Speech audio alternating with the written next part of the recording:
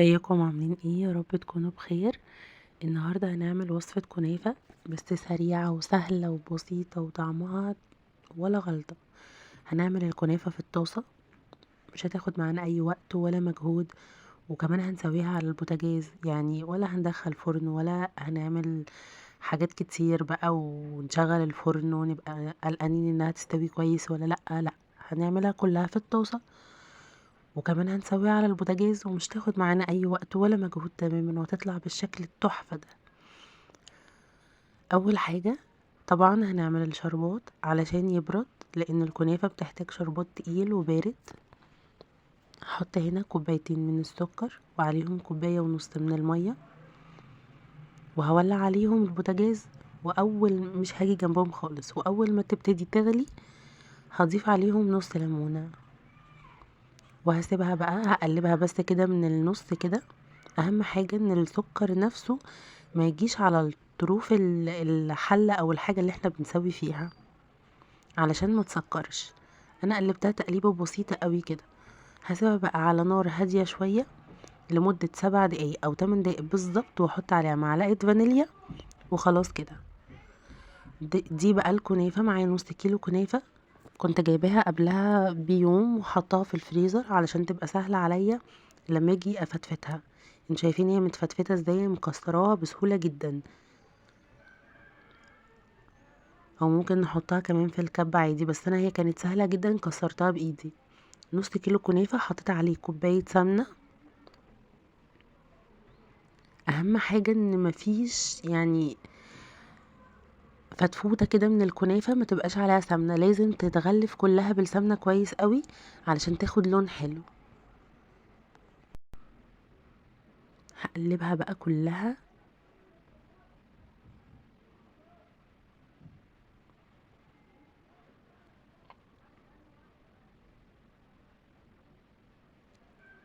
وبعد كده هحط عليها معلقتين سكر بودر، برضو ده بيساعدها انها تبقى واخدة لون واحد ولون ذهبي كده جميل. انا مش بزود السكر، هي معلقتين بس. وكمان معلقتين من شربات تقيل. طبعا الشربات اللي انا عاملاه كان لسه مش بارد، فخدت من الشربات كان عندي، كان في التلاجة، كنت برضو عاملة بيه كنافة، خدت منه وزودت عليها معلقتين. هقلبهم بقى كده في بعض كويس قوي، برضو لازم تتغلف بكل حاجة بحطها، لازم كلها تتقلب كويس قوي. هجيب بقى الطاسة وهحط فيها معلقة سمنة كبيرة، وهبتدي ان انا ادهن الطاسة كلها سمنة زي ما انتم شايفين، مش هسيب فيها حتة ما فيهاش سمنة علشان ما تلزقش، وعشان تاخد برضو لون كويس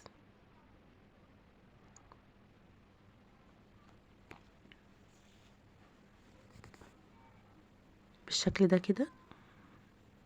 ما خليتش فيها اي حتة مش ما ادهنتش سمنة. هجيب بقى تلتين الكنافة وهحطها في الصينية من تحت، او في الطاسة اللي انا بشتغل فيها من تحت. واهم حاجة ان انا اضغطها كويس قوي قوي علشان تطلع كلها يعني متساوية كده ومش متشققة ومش متكسرة. لازم اضغطها كويس عشان كمان لما اجي اقلبها تتقلب معايا بكل سهولة. وكمان هعمل لها حروف كده زي سور على جوانب الطاسة زي ما انتوا شايفين.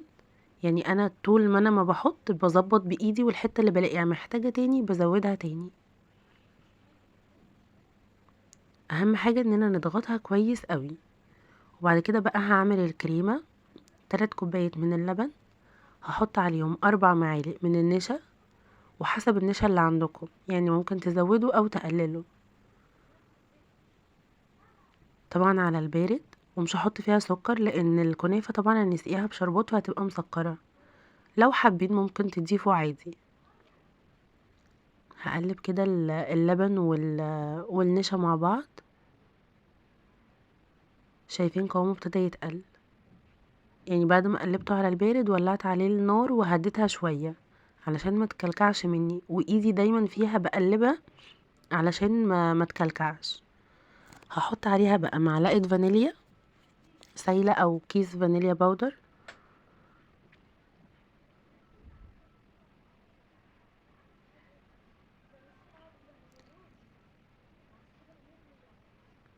هقلبها بقى كده وهسيبها برضو، هفضل اقلب فيها على نار هادية لحد ما تبتدي تغلي معايا. شايفين قوامها كريمي ازاي؟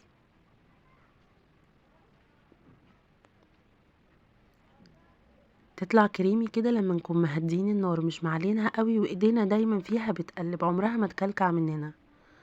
شايفين كده هي ابتدت تغلي، خلاص هطفي عليها.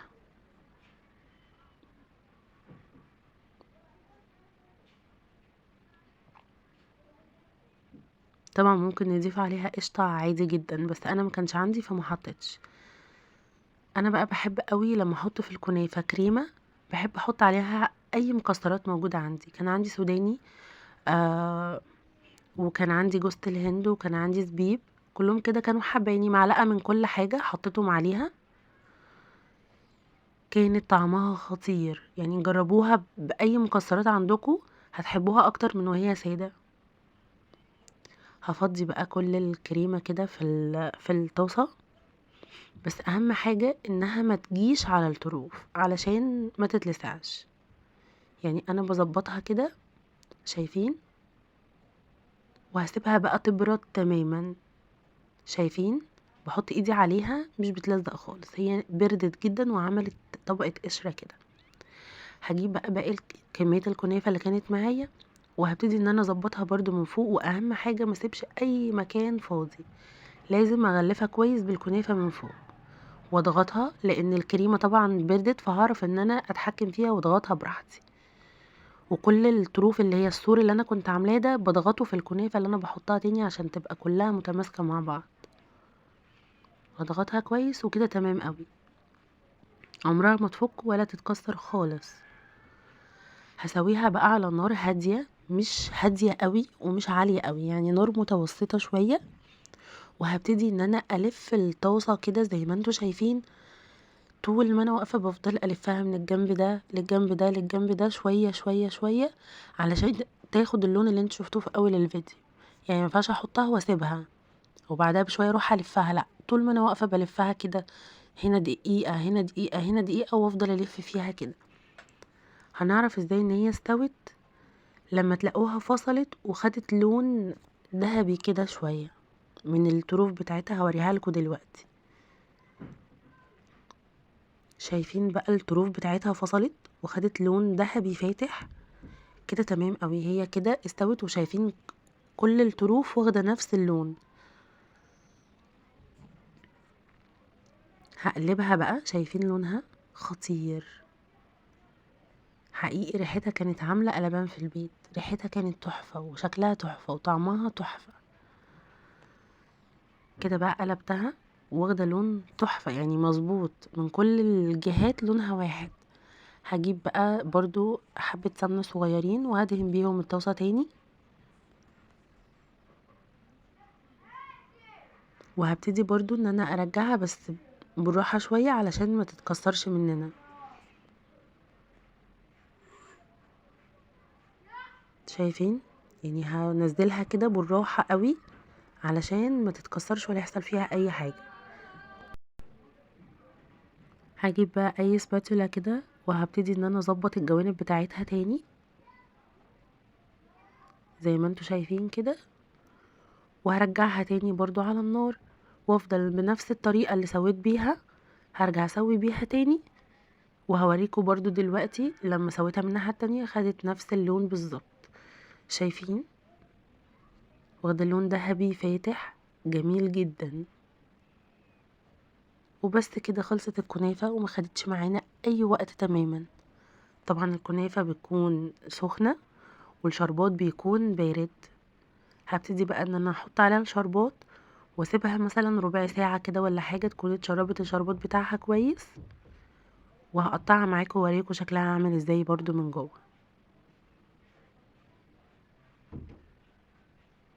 شايفين اتشربت كل الشربات اللي انا حطيته، واخده لون موحد وشكلها ولا غلطة.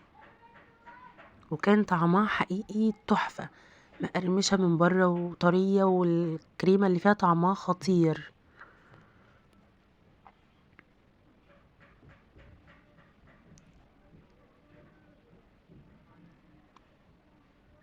نقطعها بقى ونشوف من جوه شكلها ايه.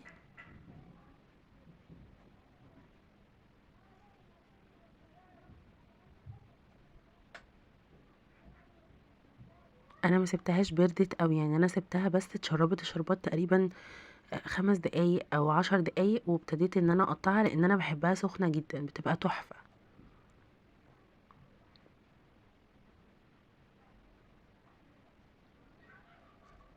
شايفين شكلها عامل ازاي؟ والحشوة من جوه خطيرة.